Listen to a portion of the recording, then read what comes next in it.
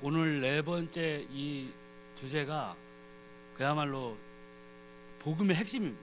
복음의 핵심이고, 우리가 이 참 생명을 가진 자로서 우리가 이 생명을 그 불신자들에게 전해줘야 되는데, 거기에 대한 핵심이 이 네 번째 시간입니다. 그래서 오늘의 주제는 도대체 왜 우리에게 예수만이 길이 되는가라는 그 주제로 말씀을 나누겠습니다. 그래서 오늘의 주절은 요한일서 3장 8절에 죄를 짓는 자는 마귀에게 속하나니 마귀는 처음부터 범죄함이니라. 하나님의 아들이 나타나신 것은 마귀를 멸하려 하심이니라. 아멘. 그 그리스도의 직분 가운데 왕으로 오신 부분이 이 마귀의 일을 멸하려 하십니다. 네, 도대체 사람들이, 저도 불신자일 때는 도대체 왜 예수를 믿어야 되는가 이런 거에 대해서 전혀 못 들었지만, 도대체 왜 이 예수만이 길이 되는 거에 대해서 교회에 다니면서도 모르는 사람들이 있어요. 네. 그래서 도대체 왜 교회만 예수만 길이냐, 불교도 있고 다른 것도 있잖아요. 그런 불신자들의 생각인데, 그래서 이제 다원주의가 된 거예요. 이것도 있고 저것도 있는 거 아니냐 이렇게 됐고, 그래서 심지어 교회에서도 우리가 예수님만 전할 게 아니라 사람들 좀 케어해주고 좀 이렇게 해야 되는 거 아니냐, 왜 꼭 예수님만 그렇게 꼭 강조해야 되느냐, 이런 또 자유주의 신학이 나오게 됐죠. 그 다음에 또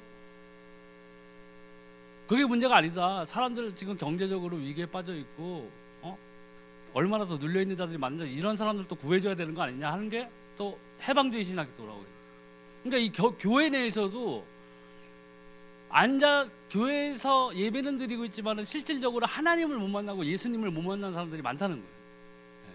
만나보면 이 예수님만이 길이 되는 것을 아는데 만나질 못하고 있는 거예요. 그래서 첫 번째, 대부분의 사람은 구원과 삶을 구분하지 못하고 있어요.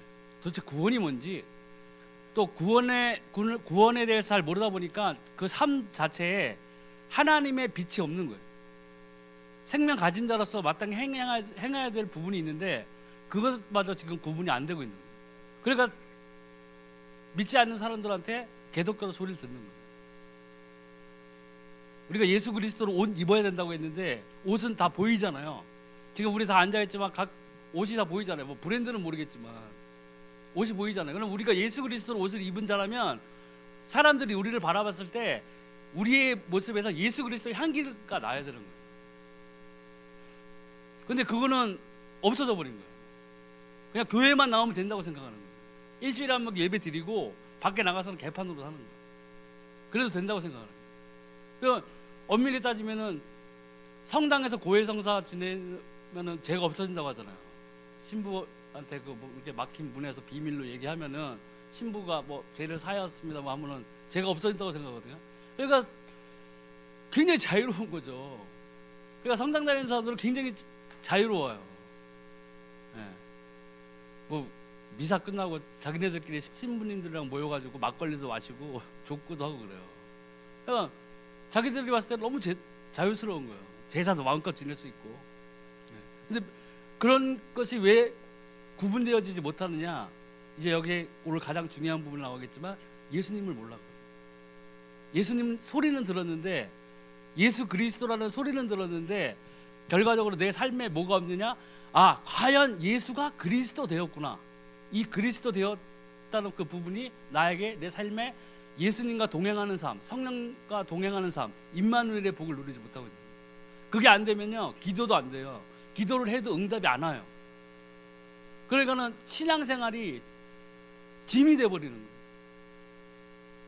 분명히 예수님은 수고하고 무거운 짐진 자들아 다 내게로 오라 했거든요. 그 바리새인들한테 얘기한 거였어요. 그 종교 지도자들한테 그때 얘기한 거라고요.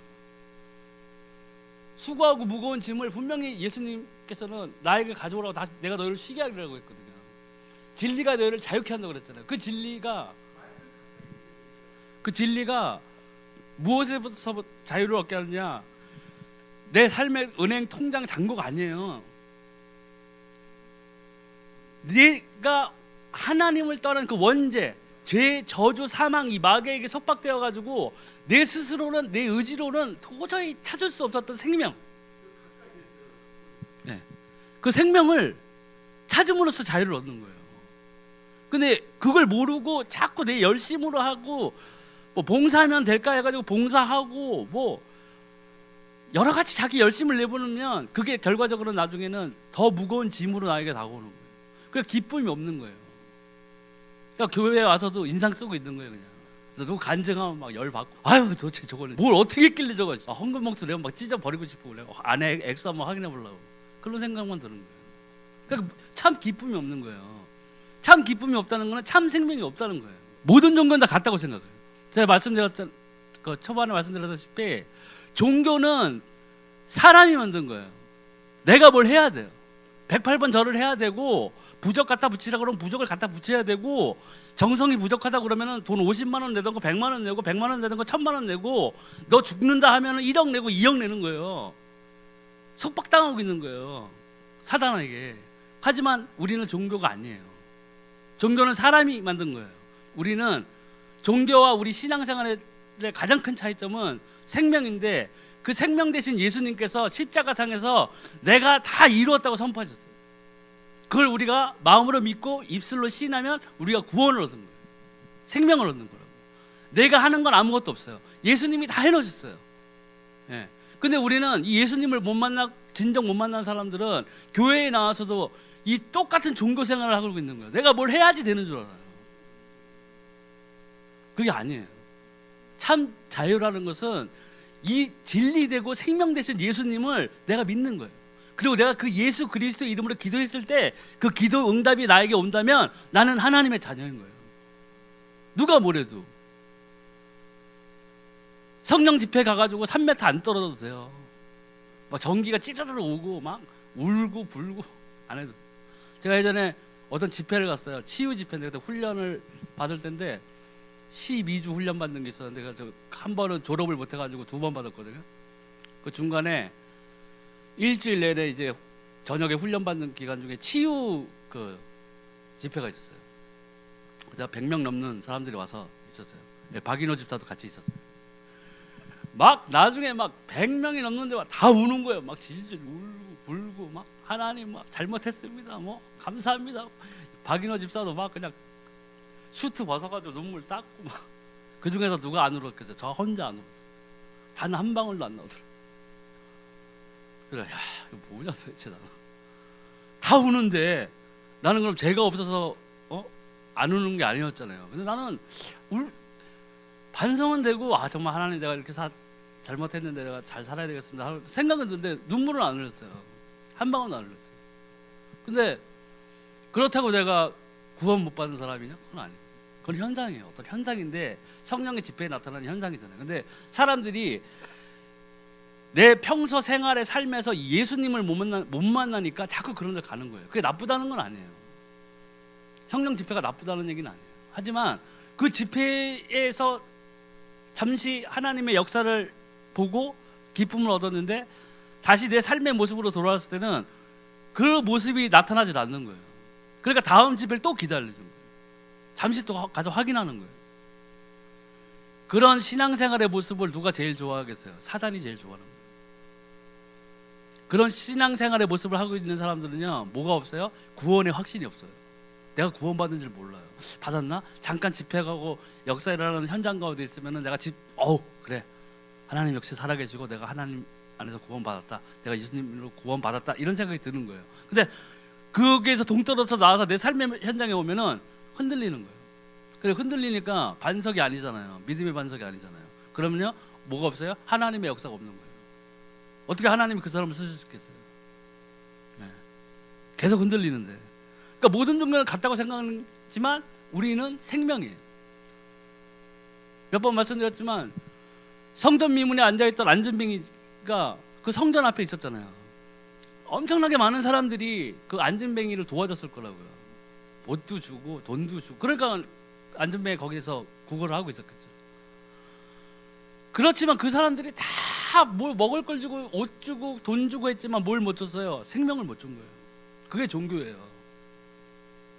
타 종교가 나쁘다는 건 아니에요. 그 사람들이 나쁜 말 해요? 안 해요. 뒤에서 나쁜 짓은 할 수 있을지언정 대놓고 사람들한테 나쁜 말은 안 한다고요. 모든 종교가 다 그래요. 그렇지만 그 종교 중에서 뭐가 없어요? 제일 중요한 거 생명이 없는 거예요. 우리는 생명을 가진 거예요. 그게 가장 큰 차이예요. 네. 그래서 선을 행하는 것이 모든 종교의 목적이라고 생각해요. 그래서 계속 좋은 일 하면은, 착한 일 하면은 좋은 데 가고, 또 좋은 일 많이 하면은 나중에 또 환생해가지고 부자로 살고, 나쁜 짓 하면 동물로 태어나고, 뭐 이런 식으로, 뭐 윤회사상이라고 하나요? 뭐 그런 식으로 살고 있다고. 저기 태국인가 필리핀인가 거기 쪽에서는 막내딸이 매춘을 해요. 막내딸인가 첫째 딸인가 기억이 안 나는데, 그 두 포지션 중에 한 명인 딸이 매춘을 해요.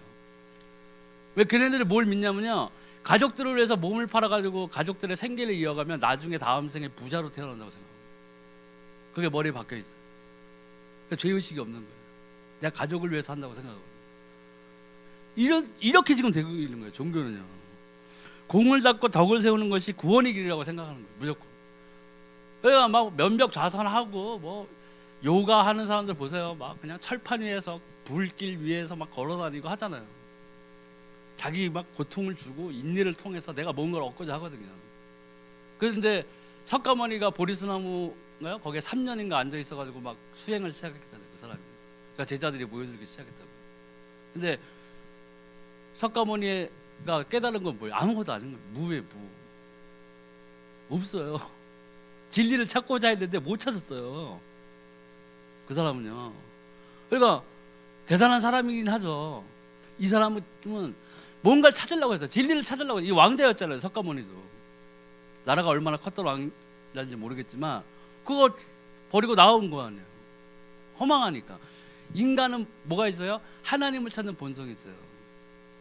창세기 3장에서 하나님과의 관계가 단절된 그 사건 이후로 모든 인간에게는 하나님을 찾는 본성이 있어요. 근데 그걸 역이용해 가지고 사단이 모든 것들을 만들어 놓은 거예요.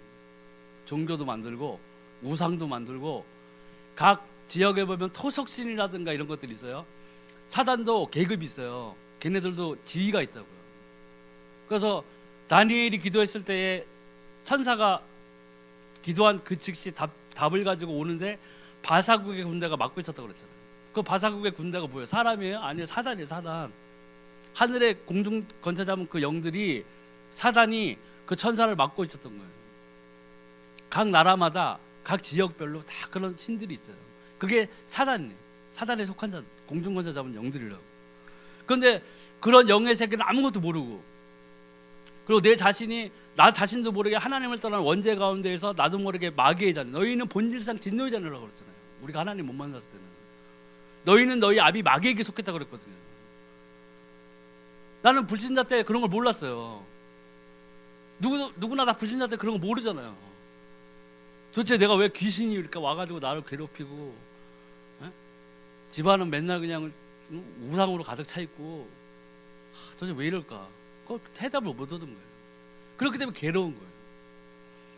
그래서 그 집에 우상, 형상 이런 거는 될 수 있으면 안 놓는 게 좋아요. 그 안에 귀신이 있어요. 저희가 국민학교 때구나. 국민학교 5학년 때인가 중학교 때였어요. 저희 어머니가 친구가 아주 기도 많이 하고 좀 믿음 좋은 친구분이 한 분 계셨는데, 우리 그 아파트 안에 그 이런 액자, 우리 엄마가 그런 소 장식품들 이런 걸 되게 좋아했거든요. 밀가루인가 뭘로 만든 그 여자 얼굴이 있었어요. 그 마녀같이 생긴 그런 아주 그냥 좀 보면 되게 기분 나쁜 그런 그 소 장식품이 하나 벽에 걸려 있었는데, 저희 어머니 친구가 우리 집에 와가지고 그거를 딱 보자마자 얘기한 거예요. 이게 치우라고. 이게 귀신이 있다고. 그래서 그때는 나는 안 믿을 테니까 뭔 소린가 도대체. 저 아줌마는 왜 남의 집에 와가지고 귀신이 있다고 그러는데 재수없게. 근데 내가 가만히 돌이켜보면요, 내가 그렇게 막 귀신에 시달리고 그랬잖아요. 그게 있는 거예요. 그러니까 우상을 만들지 말라고 그런 거예요, 하나님이. 야, 될 수 있으면 그런 거에는 그 집에는 갖다 놓지 않는 게 좋습니다. 그래서 이 기독교는 종교가 아니에요. 생명이에요, 생명. 아담과 하와가 에덴 동산에 있었을 때 선악과도 있었지만 뭐도 있었어요? 생명나무도 있었어요. 그래서 생명나무는 안 먹었잖아요. 근데 하나님이 생명나무는 먹지 말라고 했어요? 안 괜찮다고 그랬어요. 그런 말 안 했어요. 선악과만 먹지 말라고 그런 거예요. 생명나무를 먹었으면은 괜찮은데 선악과를 먹은 거예요. 그 다음에 구약에서 나타났지만 생사화복 중에 생명의 길을 너희가 힘써 찾아라 그랬어요. 생명이 있는 다음에 화도 있고 복도 있고 뭐도 있는 거예요. 생명이 없는데 뭐 돈이 필요하고 뭐가 필요해요? 아무것도 소용없어요. 그래서 이 생명이 우리는 가진 자예요. 예수 그리스도를 통해서. 다른 종교는 아무도 없어요. 그 다른 종교에서는 능력을 행할 수도 있어요. 사단도 능력이 있기 때문에. 모세가 지팡이를 던져서 뱀으로 변하게 하니까 애굽의 술사들도 지팡이 던져가지고 뱀으로 만들었죠. 결국에는 모세의 지팡이 그 뱀이 다 잡아먹었지만 그렇게 흉내는 낼 수 있어요. 걔네들도 귀신 쫓아낼 수 있어요. 병 고칠 수 있어요. 근데 뭘 흉내낼 수 없냐? 살아있는 하나님의 말씀을 흉내낼 수 없어요. 생명의 말씀. 생명만 없어요. 제일 중요한 것만 없는 거예요. 그래서 종교는 사람이 만들었고 복음은 하나님이 주신 거예요. 값없이 우리에게 주셨어요. 창세기 3장 때 아담과 하와 단 둘이 있을 때 선악과를 먹음으로써 하나님과의 관계가 단절돼서 떠나버렸는데 거기에서 이제 원죄가 들어온 거예요. 해결할 수 없는 원죄가 들어왔는데 하나님께서는 거기에서 인간에게 저주하고 인간을 아담과 하와를 에덴 동산에서 내쫓았지만 그 가운데에서도 하나님께서는 이 생명의 복음이 올 거라는 것을 그때 이미 언약해 주신 거예요. 여인의 후손이 와서 뱀의 머리를 밟을 거라고. 우린 다 남자의 후손이잖아요. 근데 오직 예수님만 동정녀 마리아에게 성령으로 응대해요. 왜? 원죄가 없어야 되니까. 이 원죄가 없어야 되기 때문에. 원죄를 같이 가지고 있는데 우리를 구원하려고 그러면 안 되잖아요. 그러니까 원죄가 없는 분이에요. 근데 천주교는 마리아도 원죄가 없다고 그러죠. 그러니까 틀린 거예요. 벌써 출발이 틀린 거예요. 천주교는 교황의 말은 무조건 옳다고 그래요. 아무런 그 과오가 없다고 그러고 하죠. 무고하다고 그러고. 그것도 틀린 거잖아요. 모든 사람이 죄를 범해서 하나님의 영광을 이루지 못한다고 그랬어요. 근데 우리가 그 신분의 회복이 예수님을 만남으로써 우리가 생명을 얻음으로써 그걸 회복할 수 있다는 거예요. 그러니까 종교는 사람이 찾아가는 거고 복음은 하나님이 오신 거예요. 예수님이 하나님이 수많은 양 잡고 비둘기 잡고 뭘 잡아서 피를 흘려도 원죄 그리고 인간에게는 해결할 방법이 없다는 걸 이미 아셨던 거예요. 그래서 하나님이 세상을 이처럼 사랑하사 독생자를 주셨어요. 하나님이 우리에 대한 자신의 사랑을 확증하셨어요. 우리 가운데 누가 자기 아들을 갖다가 남을 위해서 던지겠어요? 십자가에 못 박을 수 있어요? 없어요. 네, 절대로 없어요. 하나님은 하셨어요. 하나님은 자신의 아들을 십자가에 달리게 피 흘리시고, 어떤 사람은 또 예수님이니까 뭐 가시관 쓰고 책찍 맞아도 안 아팠을 거예요 이러는 사람이 있어요. 답답한 거. 그런 현상이 있어요. 옛날에 우리 사촌 누나가 교회 다닐 때 남자 그 성도였는데 비웃었다고 그러더라고요. 예수님이니까 안 아팠을 거야. 그 바로 말이 끝나자마자 손, 발, 머리 거기에 예수님이 당한 고통을 당한 거예요. 근데 그게 무슨 용어가 있어요. 전 세계적으로 그런 그 현상이 일어나는 게 있어요. 막 반 죽으려고 그러더라고요. 예수님 고통 느꼈어요. 그가 찔리고 찢기고 한 것은 우리 때문이라고 했어요. 그가 찔림으로 우리가 나음을 얻은 거예요. 그 피 흘리심으로 우리가 내가 가진 어떠한 것으로도 이 구원을 얻을 만한 가치가 없는데 우리가 예수 그리스도의 피 흘리심, 하나님이 약속하신 그 언약 때문에 우리가 믿음으로 거듭나고 구원받은 거예요. 그러니까 종교는 사람의 행위가 기준이고 복음은 하나님의 구원이 기준이에요. 완전히 틀리잖아요. 종교는 내가 뭘 해야 돼요. 뭘 해야 되고 지성을 드리고 봉사하고 막 걷어 먹이고 뭐 내 재산을 또 나눠서 또 좋은 뭐 일에 쓰이고 할 때에 그게 그 사람들의 그 공덕이 되는 거죠. 근데 우리는 뭐예요? 그게 아니에요. 우리는 하나님이 주신 그 언약, 이 예수 그리스도를 믿음으로써 우리 생명을 얻어요. 그래서 구원 받지 못한 자의 멸망 상태를 몰라서 그래요. 그 불신자들, 저도 불신자일 때 마찬가지였지만 이 원죄는 구원받지 못한 상태를 말하는 거예요. 로마서 3장 10절 23절을 보면 기록된 바 의인은 없나니 하나도 없으며 그 다음에 모든 사람이 죄를 범하였음에 하나님의 영광에 이르지 못했다. 모든 사람이 죄를. 그러면은 애가 응행하고 태어났는데 걔가 죄가 무슨 죄가 있겠어요? 에? 엄마 순산해야 되는데 왜 재앙절개로 나왔냐? 이게 죄인가요? 왜 이렇게 엄마를 힘들게 했어? 금방 나오지 않아 12시간 진통 늦게 가고. 그게 아니에요. 하나님을 떠난 죄가 있는 거예요. 하나님을 떠난 죄가 있는 거예요. 해결할 수 없는 거예요. 그래서 그 뜻은 창세기 3장에 출현한 사단의 속에 그대로 장악되어 있는 상태를 말하는 거예요. 에베소 2장 2절 3절 그때 너희는 그 가운데서 행하여 이 세상 풍조를 따르고 공중의 권세 잡은 자를 따랐으니 곧 지금 불순종의 아들들 가운데서 역사하는 영이라. 전에는 우리도 다 그 가운데서 우리 육체의 욕심을 따라 지내며 육체와 마음에 원하는 것을 하여 다른 이들과 같이 본질상 진노의 자녀이었더니. 나도 모르는 사이에 내가 불신자였을 때 내가 사단에 속해 있다는 걸 내가 알았나요? 여러분들 아셨어요? 모르잖아요. 근데 나 자신도 모르게 이미 영적 신분을 이런 상태에서 이 공중권세 잡은 영들에 따라서 우리가 그 안에서 놀아나고 있었다는 거예요. 나도 모르게. 그렇기 때문에 불신자들은 고통스러운 거예요.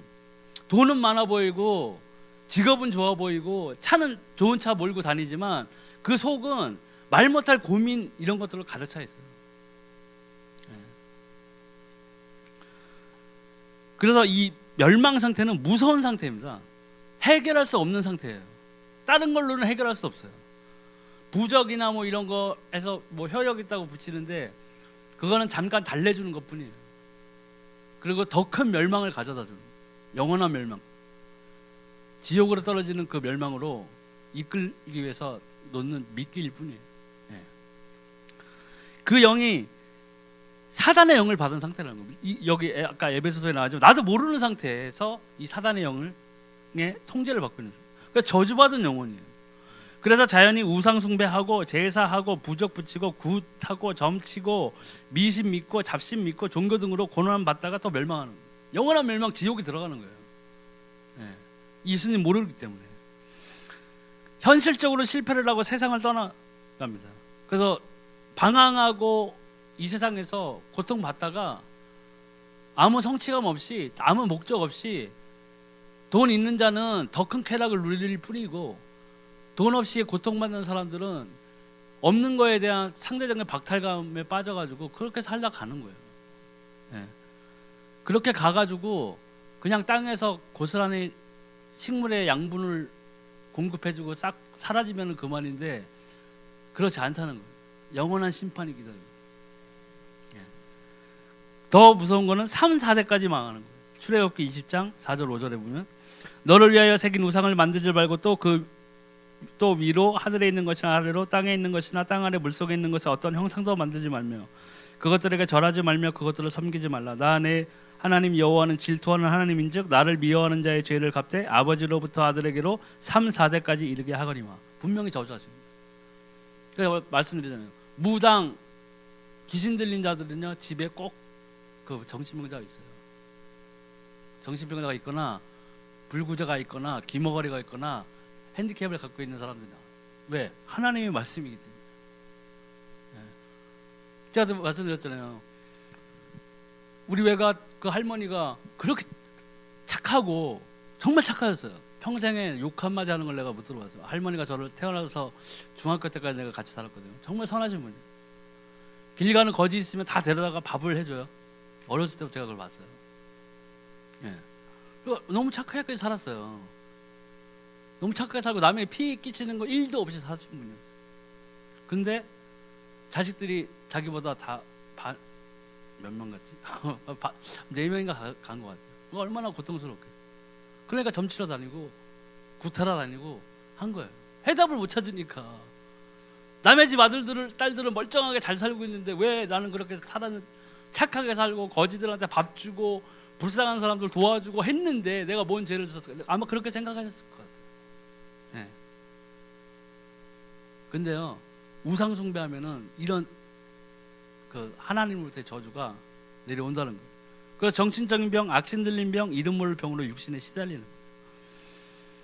그래서 마태복음 8장 16절 17절에 저불매 사람들이 귀신 들린 자를 많이 데려오고 예수께 오거늘 예수께서 말씀으로 귀신들을 쫓아내시고 병든 자들을 다 고치시니 이는 선지자 이사야를 통하여 하신 말씀에 우리의 연약한 것을 친히 담당하시고 병을 짊어지셨도다 함을 이루려 하심이니라.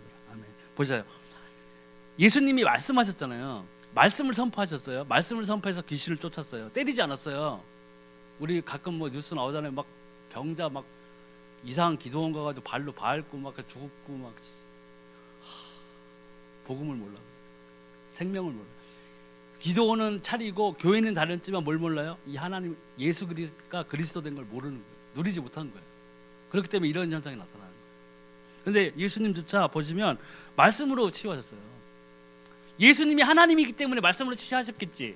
이렇게 또 볼 수도 있는데 그게 아니에요. 제가 봤을 때 본을 보이신 거예요. 말씀으로 치유하신 거예요. 사도행전에서 보시면 예수님이 승천하고 사도들이 복음을 전할 때 딴 말 했나요? 아무 말도 안 했어요. 딴 거 얘기 안 했어요. 예수가 그리스도라고 선포했어요. 니네가 그렇게 우리가 기다리던 메시아 그분 예수님. 그래서 보면 신약에 보면 사도행전에 말씀이 흥황하여 말씀이 힘을 얻어 이런 구절이 계속 나와요. 사도들이 막 때렸나요? 귀신아 물러가라 하고 막 때렸어요? 아니잖아요. 예수님을 선포하신 거예요. 이 말씀이 힘이 있는 거예요. 이 하나님이 주신 말씀, 이 언약을 어떤 종교도 흉내낼 수 없어요. 그렇기 때문에 모든 만물이 이 예수 그리스도의 권세 아래 순복하게 되는 거예요.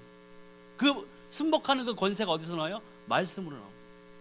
하나님이 주신 말씀. 말씀으로 세상을 창조하셨어요. 말씀이 힘이 있어요. 하나님의 말씀은 언약은 운동력이 살아있고 운동력이 있어요. 저의 날선 어떤 것보다 날카로워요. 혼과 영과 골수를 다 찔러 쪼개기까지 하십니다. 우리가 기도할 때 이걸 놓고 기도하는 거예요. 여기 나오잖아요. 이는 선지자 이사야를 통하여 하신 말씀에 우리의 연약한 것을 친히 담당하시고 병을 짊어지셨도다 함을 이루려 하심이더라. 하나님의 주신 그 말씀을 이루려 하십니다. 성취하고자 하십니다. 그러니까 그 성경에 보면 그런 구절이 나오잖아요. 일을 행하시는 여호와, 일을 성취하시는 여호와라는 구절. 하나님의 말씀이 왜 힘이 있느냐? 하나님이 주신 말씀은 그 자체로 살아있기 때문에 이 말씀이 이루어지게끔 돼 있어요. 네. 저는 수학은 잘 못하지만 뭐 방정식 있잖아요. 방정식이라는 게 뭐예요? 뭐 수식에서 뭐 x, y인가요? 뭐 대입하면 뭐 답이 나오게 돼 있잖아요. 방정식처럼 말씀드린 대로 하나님의 말씀은 분명히 살아있어요. 그러니까 기도할 때 아프시면 이 구조를 놓고 기도하시라는 얘기예요. 저는 그렇게 기도해서 병을 나았었어요. 지금도 이제 나아야 되겠죠, 나도. 근데 이 하나님의 말씀이 성취되어지는 것이 내 삶에 없다면 우리가 여기 앉아서 예배 드리는 것이 우리에게 짐이 되는 거예요. 그때부터는 악으로 깡으로 해야 돼요. 하나님을 만나지 못했기 때문에, 교회에 앉아 있어도 하나님을 누리지 못하기 때문에, 예수님을 만나지 못하고 예수님을 누리지 못하기 때문에 짐이 되는 거예요. 그러니까 생명이 그렇게 해서 중요한 거예요. 성경에 아브라함이 있고 뭐 야곱, 뭐 요셉 다 있잖아요. 그 사람들이 어떤 사람들이에요? 하나님을 만난 사람들이에요. 근데 우리는 성경에서 야곱이 만난 하나님, 아브라함이 만난 하나님, 바울이 만난 하나님 얘기를 듣는 거, 설교를 듣는 거예요.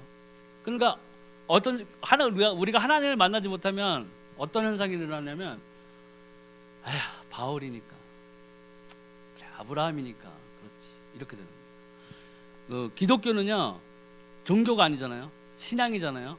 하나님을 누리고 사는 거예요. 하나님과 동행하며 사는 거예요. 결국 뭐냐면요, 체험이 있어요.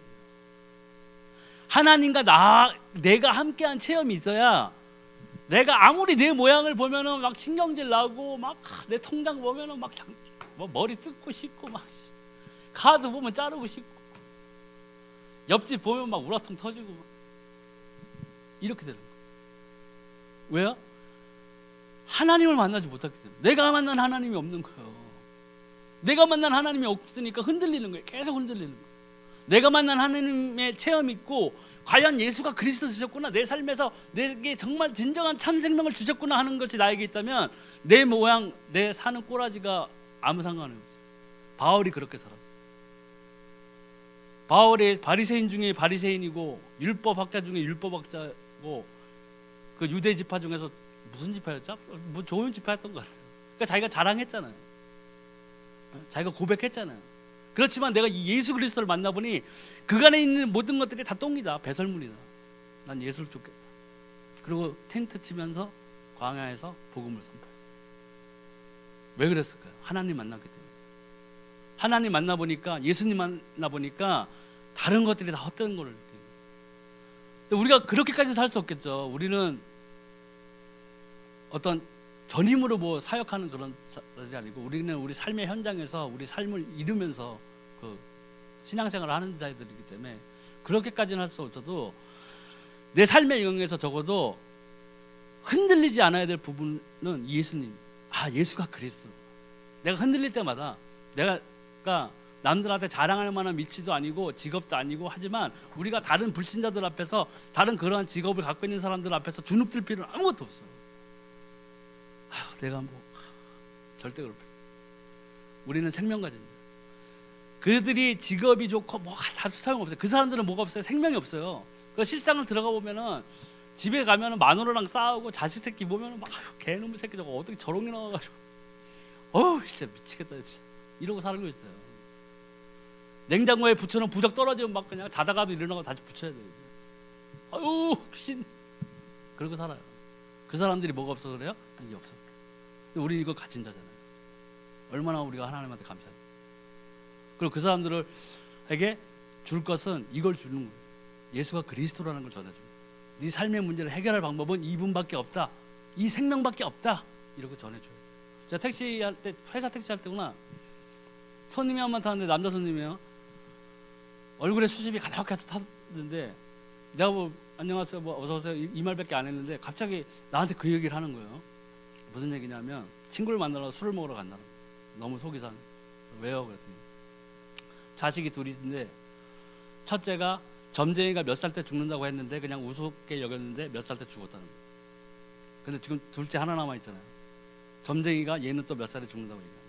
그래서 열받고 충격 먹어서 친구랑 술 한잔 먹으러 간다. 제가 거기에서 이걸 전했어요. 선생님 그 점쟁이 말이 맞습니다.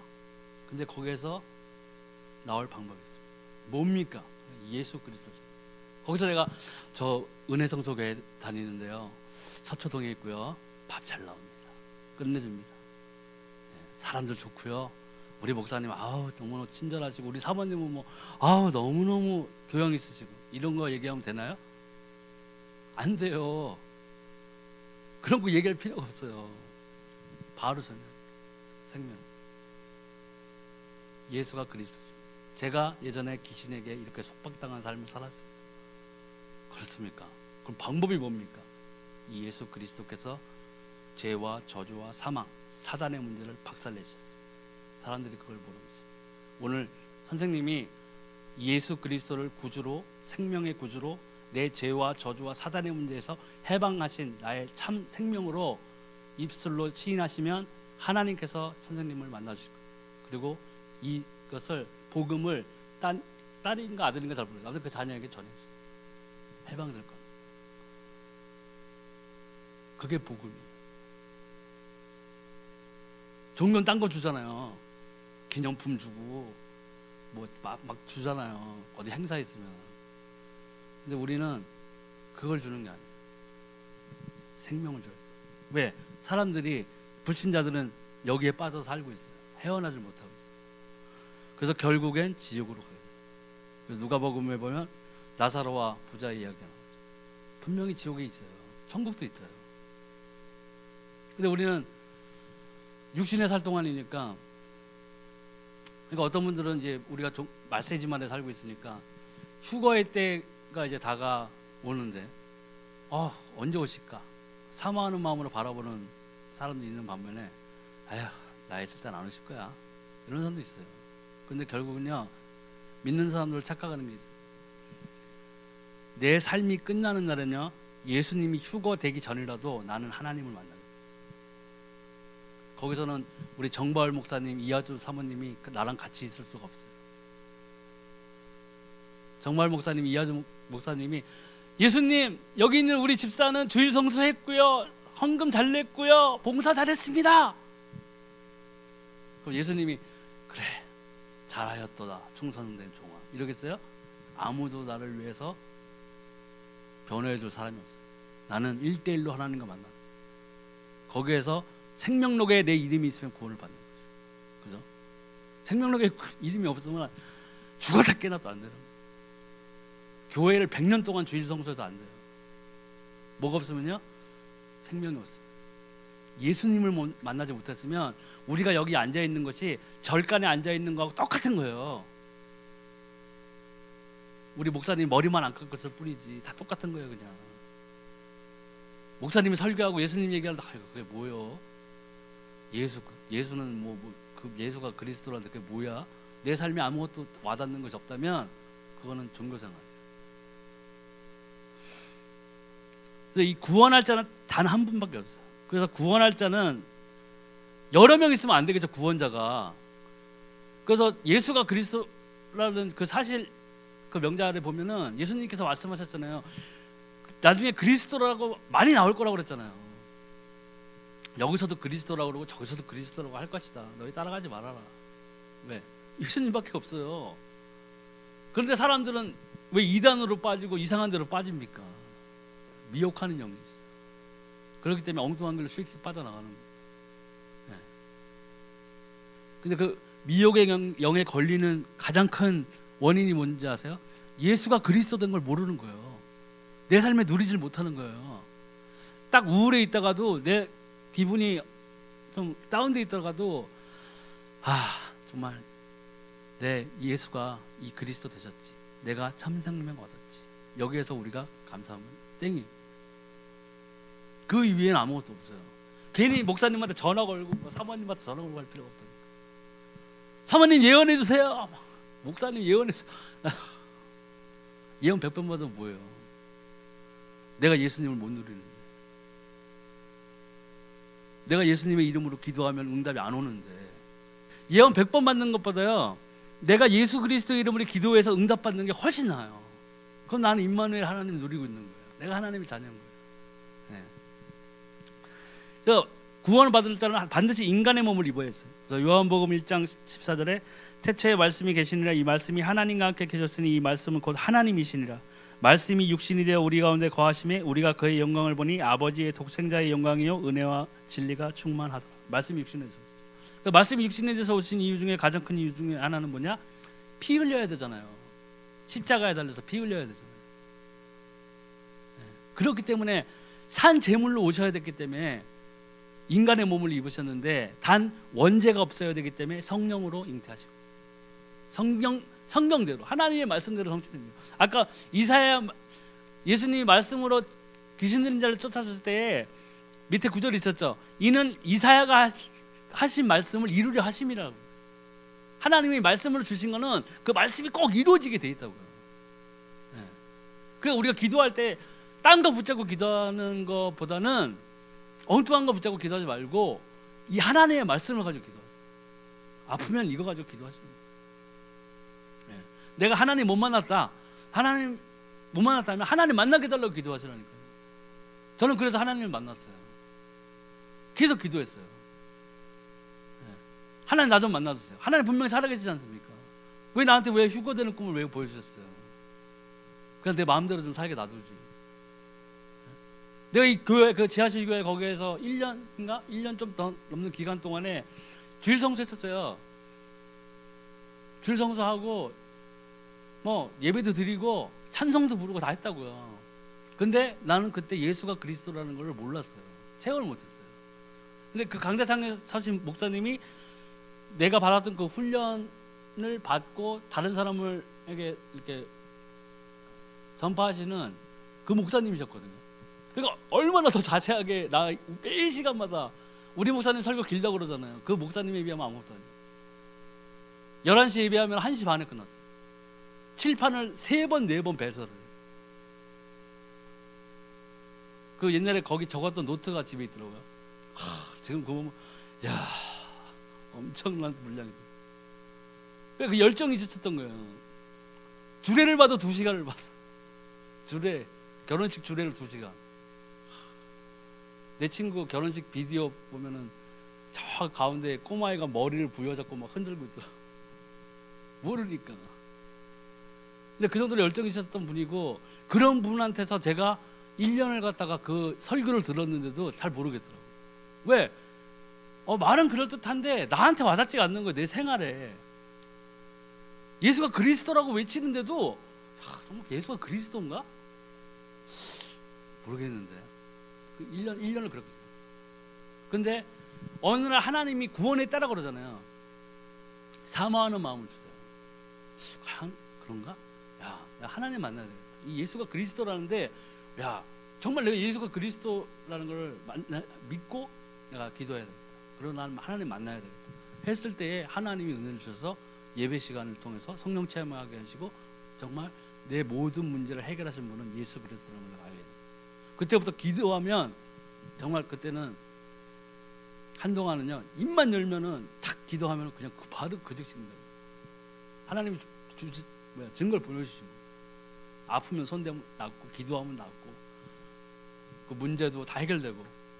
그래서 이 기도 응답을 받으면 참 기쁨이 와요. 다른 기쁨이 아니라 집회 가서 휙 넘어지는 기쁨이 아니라, 내가 예수 그리스도를 통해서 기도했더니 하나님이 과연 내 기도에 응답하시는구나. 그렇기 때문에 이 성경에 나와 있던 사람들이 기도하고 기뻐하고 감사할 수 있었던 것을 저는 깨달았어요. 그때 깨달았어요. 그렇구나.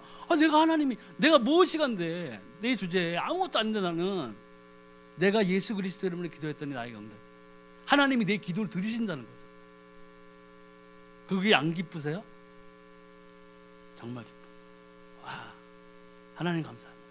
그래서 그때는 엉뚱한 기도를 했었다니까요. 하나님, 이렇게 깨끗할 때 나 좀 데려가 주세요. 엄마는 좀 불쌍하지만 나 좀 데려가 주세요. 이제 됐사오니 데려가 주세요. 그런 기도를 했었어요. 그럼 물론 들어주시진 않으셨죠. 그러니까 무응답이 제대로 된 응답일 수도 있어요. 제가 그래서 그때 한창 뜨거울 때는, 그때 우리 목사님한테 얘기했어요. 신학대학 가겠다. 근데 우리 담임 목사님이 너무 현명하신 분이라, 참아라,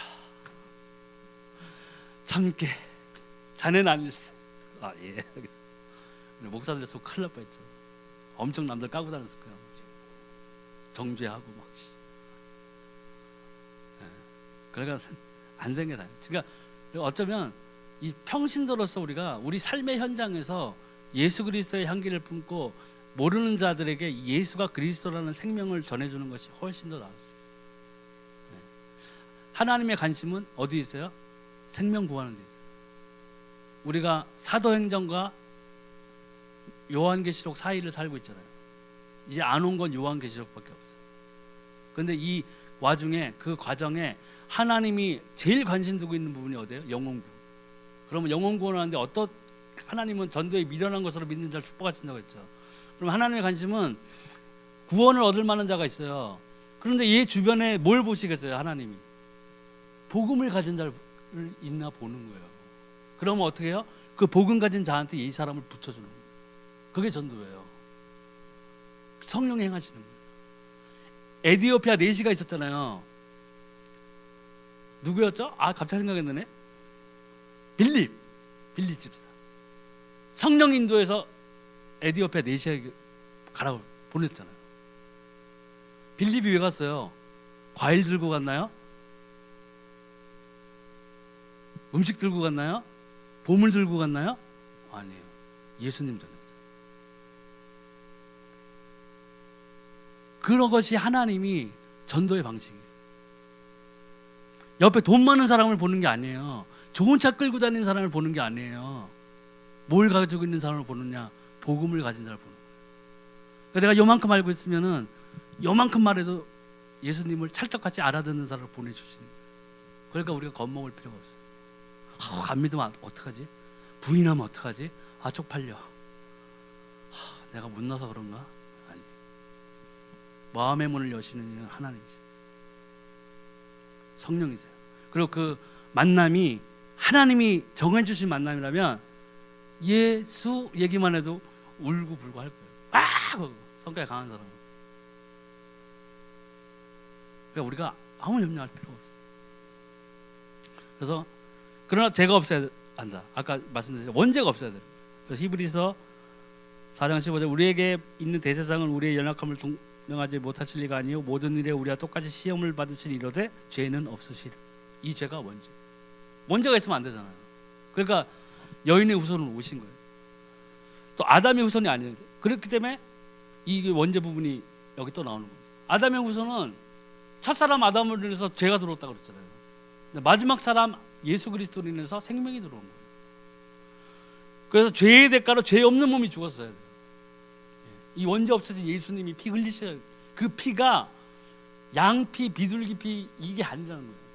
피 흘림이 없으면 죄 사함이 없다고 그랬잖아요. 산 제물로 예수님께서 희생명을 오신 거예요. 그래서 성경에 보면 어린 양이로다. 세상 짐을 즐거워 죄를 짊어지고 갈 어린 양이로다.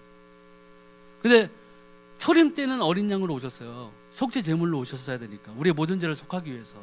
근데 휴거 때는 어때요? 그때도 어린 양으로 오시나요? 만군의 주로 오시는 거예요. 심판의 주로 오시는 거예요. 포지션이 틀려요. 처음에 오실 때는 우리 죄 때문에 십자가에 달려서 그리스도의 직분을 행하기 위해 오셨지만 마지막 때 휴거 때에는 그게 아니라 심판으로 오신다는 거예요. 그때는 어떻게 되겠어요? 공의로 심판하죠. 공의가 뭐예요? 생명이 있느냐 없느냐. 잘 사냐 못 사냐, 잘났냐 못났냐 이게 아니라 생명이 있느냐 없느냐. 구약에 출애굽에 나왔잖아요. 하기 전에 문설주에 피 발랐잖아요. 피를 바를 때 죽음의 사자가 다 건너뛰었죠. 그 6월절인가요? 그게 6월절. 문설주에 피를 바르면 그 안에 있는 사람이 잘생겼냐 못생겼냐 부자냐 뭐냐 선하냐 악하냐가 아니에요. 기준은 뭐예요? 피를 바르는 거예요. 그 피, 그 문설주에 바른 그 어린 양의 피와는 비교할 수 없는 정말 하나님의 아들로서 우리 육신의 몸을 입고 있어서 그 피를 흘려주신 거예요. 어린 그 양의 피를 봐도 죽음의 사자가 넘어갔는데 이 예수 그리스도의 피, 그렇다고 우리가 2000년 전에 예수님의 피를 본 건 아니잖아요. 그렇지만 그 예수 그리스도의 피가 그렇기 때문에 우리의 과거 문제, 현재, 미래의 문제를 다 해결하시고 모든 줄을 해결하시고 그게 아니면 안 될 줄 아셨어요, 하나님. 네. 그래서 죄의 대가로 죄 없는 몸이 죽었어야 하는 거예요. 또 하나님이란 증거로 반드시 또 부활을 해야 돼요. 왜? 사망을 이겨야 돼요. 네.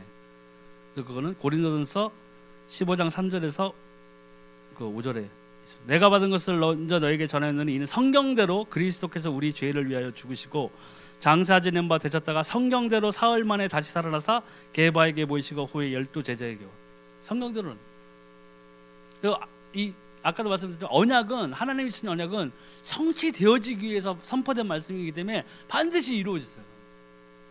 그 이루어지는 말씀을 가지고 기도하라는 말씀이 바로 그거예요. 그분이 바로 다른 분이 아니라 이 예수 그리스도죠. 하나님과 같은 분이신 예수. 빌립보서 2장 6절에서 9절. 그는 근본 하나님의 본체시나 하나님과 동등됨을 취할 것으로 여기지 아니하시고 오히려 자기를 비어 종의 형체를 가지사 사람들과 같이 되셨고 사람의 모양으로 나타나사 자기를 낮추시고 죽기까지 복종하셨으니 곧 십자가에 죽으심이라. 이러므로 하나님이 그를 지극히 높여 모든 이름 위에 뛰어난 이름을 주사. 하나님과 동등될 정도로 같으신 분인데 이분이 이 육신을 입고 오셔서 피 흘리심으로써 우리 죄와 저주와 사망의 문제를 해결하셨는데 그 중에서 왕의 직분으로 오신 오늘의 이 주절 말씀처럼 마귀의 일을 멸하러 오신 겁니다. 이 마귀의 일을 멸한다는 것은요 뭐냐면 뭐 부적 붙이고 점치는 거 무당에서 뭐 저주법 비슷한 거 받았을 때 거기서 해방되는 거 그것도 들어가 있지만 가장 큰 것은 뭐냐면 공중 권세 잡은 사단에게 붙들려 있던 그 사람들을 구할 수 있는 권세를 받으신 거예요. 그게 마귀의 일이 뭐예요? 마귀가 제일 이 지구상에서 원하는 것들은 모든 사람들을 끌고 지옥을 끌고 들어가는 거예요. 그게 사단의 목적이에요. 자기는 망할 줄 알고 있어요, 사단들은. 근데 거기에서 빠져나오는 길을 예수님 만드신 거예요. 예수님 아니면 안 되기 때문에, 그 그리스도의 직분이 아니면 안 되기 때문에. 예. 그는 현실로도 증명되고 있습니다. 그래서 사도행전 16장 16절 18절에 우리가 기도하는 곳에 가다가 점치는 귀신 들린 여종원을 만나니 점으로 그 주인들에게 큰 이익을 주는 자라. 그가 바울과 우리를 따라와 소리질러 이르되 이 사람들은 지극히 높은 하나님의 종으로서 구원의 길을 너에게 전하는 자라 하며 이같이 여론을 하는지라. 바울이 심히 괴로워하며 돌이켜 그 귀신에게 이르되 예수 그리스도의 이름으로 내가 네게 명령하노니 그에게서 나오라니 귀신이 즉시 나오니라. 이렇게 귀신 들린 자들이 지금 현 시대에도 많아요. 중얼중얼 달리잖아요, 막. 그래서 안 믿는 사람들은 뭐 날구지한다고 그러는데 그 사람들이 다른 게 속박되어 있는 사람. 빠져나오는 길은 뭐예요? 예수님, 예수 그리스도에는 없다는 거예요. 그럼 도대체 구원이란 뭔가? 구원은 에베소서 2장 1절에서 6절에 2장 1절에서 6절에 잘 나와 있는데 가장 중요한 부분은 그때 너희는 그 가운데서 행하여 이 세상 풍조를 따르고 공중의 권세 잡을 자를 따랐으니 곧 지금 불순종의 아들들 가운데 역사하는 영이라. 우리가 구원받지 못한 사람들은 이 상태인데 여기에서 예수 그리스도를 영접하고 마음으로 믿어 의에 이르고 입술로 시인하여 구원에 이른다는 말씀처럼 예수가 정말 그리스도라는 것을 알고 믿고 그리고 나의 구주로 시인하면 구원을 얻는 거예요. 그래서 결국에 마지막에는 또 뭐예요? 또 함께 일으키사 그리스도 예수 안에서 함께 하늘에 앉히시니. 우리는 결국 그리스도 예수를 믿음의 결국은 영혼 구원이잖아요. 우리가 영혼의 구원을 받는다는 것은 나중에는 하나님의 나라에 들어가는 거예요. 그래서 반드시 멸망받는 죄에서 해방된 거지. 원죄, 영원히 저주받을 죄. 그는 허물과 죄로 죽었던 너희를 살리셨도다. 이거 살아있는 사람한테 한 말이거든요. 살아있는 사람한테 그 초신자라고 해야 되나? 예. 불신자의 상태에서 막 벗어난 사람한테 얘기했던 거예요. 우리가 불신자일 때는 허물과 죄로 우리가 죽었었다고 그러잖아요. 영이 죽은 거예요. 예. 몸은 살아있었지만 원죄를 해결하지 못했기 때문에. 또 자범죄, 원죄의 결과로 온 허물이에요. 이거는 뭐냐면 내 스스로 짓는 범죄가 있어요. 내가 살면서 짓는 범죄가 있다고. 때로는 뭐 싸우기도 하고 남에게 상처 주는 말도 하고 그게 내가 범하는 자범죄예요. 근데 이 자범죄도 예수 그리스도를 통해서 우리가 해방돼요. 예수 그리스도를 씻기고 회개하고 돌이키고 함으로써 우리가 자범죄에서 빠져나가는. 조상의 이제 우상 숭배의 결과로 자손들에게 재앙이 미치죠. 아까 말씀드린 그 3, 4대까지 이르는 저주를 어디서 결단되게 수 있냐? 예수 그리스도를 통한 복음, 이 생명을 얻음으로써 거기에서 자유케 되는. 그래서 진리가 너희를 자유케 하려고 했어요. 예, 은행 계좌에 있는 잔고가 아니에요. 예, 내 마음에 있는 욕심 그런 게 아니에요. 그래서 현재 사단의 권세와 그 운명에서 벗어나는 거예요. 현재 과거에 뭐 우리 엄마나 할머니의 또 괴롭힘을 당했지만 내가 그 당시에 귀신에게 시달리고 했던 그런 부분들은 현재 그 당시에는 내가 현재 겪었던 고통이잖아요. 엄마 할머니 문제가 아니라 내가 당장 죽겠는데 막. 그런데 나는 이 예수님 통해서 여기서 해방받았어요. 성경에 나와 있는 말씀이 맞는 거예요. 생명의 성령의 법이 죄와 사망의 법에서 너희를 해방하였다고 했어요. 해방하면 끝난 거예요. 네. 그게 지금 현재 우리의 상태예요. 구원받은 자의 상태는. 근데 이 구원받지 못한 상태에 있는 사람들은 이런 것들을 모른다는 거예요. 근데 이런 사람들이 거기서 빠져나올 수 있는 방법은 이 예수 그리스도 외에는 없다는 거예요. 또 내세의 천국 보좌는 또 함께 일으키사 그리스도 예수 안에서 함께 하늘에 앉히시니. 네. 우리의 마지막 영혼의 구원받은 그 결과는 영원한 하나님의 나라에 들어가는 거예요. 그래서 현실 가운데 또 증거가 드러나는 거예요. 에베소 2장 7절에 이는 그리스도 예수 안에서 우리에게 자비하심으로써 그 은혜의 지극히 풍성함을 오는 여러 세대에 나타내려 하십니다. 그렇기 때문에 하나님이 살아계신 증거, 예수 그리스도를 통한 생명의 복음의 전파가 그 2000년 전부터 지금까지 계속 내려온 거예요. 네. 끝난 게 아니에요. 그래서 이 복음을 예수 그리스도에서 우리가 치유를 받아야 되는 귀신에게 시달린 자들이 또 많죠. 근데 이 믿음을 보면 창세기 3장 15절에 내가 너로 여자와 원수가 되게 하고 내 후손도 여자의 후손과 원수가 되게 하리니 여자의 후손은 내 머리를 상하게 할 것이요 너는 그의 발꿈치를 상하게 할 것이니라 하시고, 이게 하나님의 언약을 떠나서 선악과를 따먹고 난 다음에 그 원죄를 저질러서 추방당하기 전에 아담과 하와의 상태 에서 예수님께서 여자에게 해산의 고통을 더하고 남자에게는 종신토록 땅을 파고 땀을 흘리는 그 수고를 해야 뭐 열매를 얻을 수 있는 그런 저주를 내리셨는데, 그 저주 외에 이 언약을 주신 거예요. 예수가 되심으로 이 땅에 오실 거라는 언약을 이미 그 당시에 주신 거예요. 그걸 믿는 거예요, 우리가. 그걸 믿음으로써 우리는 그 원죄에서 빠져나오게 되는, 생명을 얻게 되는. 그래서 뒤에 뭐 마태복음 있는 이 구절들은 다 우리가 그 예수 그리스도께서 승천하시면서 우리에게 남겨뒀던 지상 명령들이에요. 근데 여기에 보면은 제일 중요한 구절은 사도행전 1장 8절이에요. 오직 성령이 너희에게 임하시면 너희가 권능을 받고 예루살렘과 온 유대와 사마리아와 땅끝까지 이르러 내 증인이 되리라 하시니라. 우리가 성령 충만을 구하는데, 우리가 성령 충만으로서 권능을 받게 되면은요, 우리는 증인이 되는 거예요. 무슨 일의 베드로가 그랬죠. 무슨 일의 증인이냐? 이 예수가 그리스도라는 것의 증인이라고 선포했어요. 베드로가 예수님 십자가에 달리시기 전에는 그날이죠. 그날에는 3번 부인했잖아요. 모든 사람이 다 예수님 버려도 저는 예수님 끝까지 따라갈 겁니다. 근데 예수님이 말씀하셨죠. 너가 닭이 울기 전에 나를 3번 부인할 거라고 했죠. 근데 3번 부인했어요. 그죠? 근데 성령을 받은 후에 베드로는 그렇지 않았더라고요. 베드로가 공회에 끌려갔잖아요. 끌려가서 바리새인들이 하고 대제사장들이 모여가지고 예수가 그리스도라는 거 말하지 말라고 했어요. 그걸 절대 얘기하지 말아라. 다 때려 죽였잖아요. 그때는 예수님 믿는다고 그러고. 근데 베드로가 아니라고 그랬어요. 나는 이 일의 증인이라고 당당하게 얘기했어요. 3번 부인할 때는 어떤 여자 종인가 뭐 걔가 막 저자도 예수님과 함께 되어서 한패 다 했어. 아니라 내가 그를 모른다. 뭐 이렇게 했던 사람이 성령을 딱 받고 나니까 흔들리지 않았어요. 우리가 믿음을 가졌다면, 우리가 생명을 가졌다면 우리의 자세가 이렇게 바뀌어요.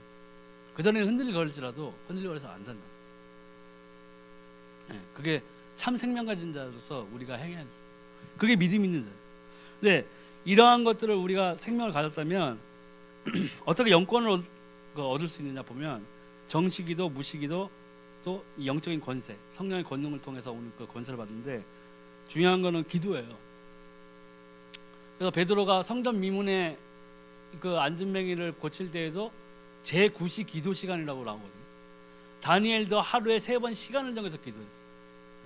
정시에 기도하는 게 중요해요. 제가 지난주에도 말씀드렸지만 그 정시 기도를 하면서 합심 기도까지 할 때에 그 뇌졸중으로 쓰러졌던 그분이 병원에서 가망 없다고 그랬거든요. 일어나셨어요.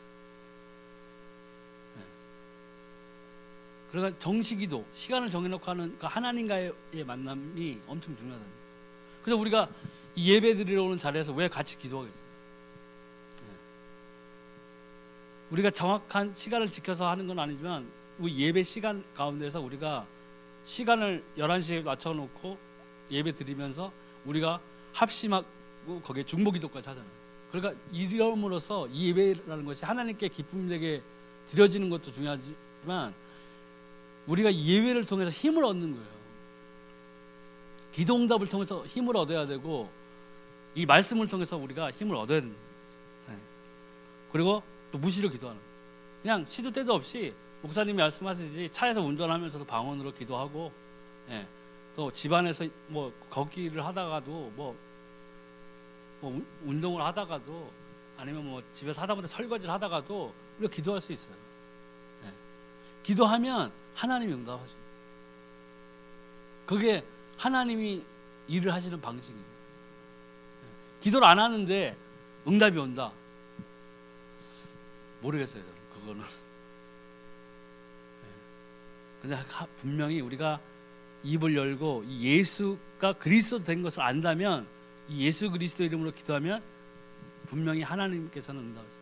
그러니까 이제 기도할 때에 너무 막연한 것을 붙잡고 기도하지 마시고, 이 아까 말씀드렸지만 이 하나님의 말씀은 성취되어지게 돼 있어요. 하나님이 말씀하신 것을 이루어지게 돼 있어요. 그러니까 우리가 이 말씀을 놓고 계속 기도하는 그런 훈련을 해야 되겠어요. 그래서 오늘이 정말 가장 중요한 것인데, 우리가 예수님만이 우리의 길이 되시고, 또 예수 그리스도를 통해서만이 우리가 우리를 올가맸던 불신자일 때 죄, 저주, 사망, 사단의 문제에서 빠져나올 수 있는, 이거 외에는 없습니다.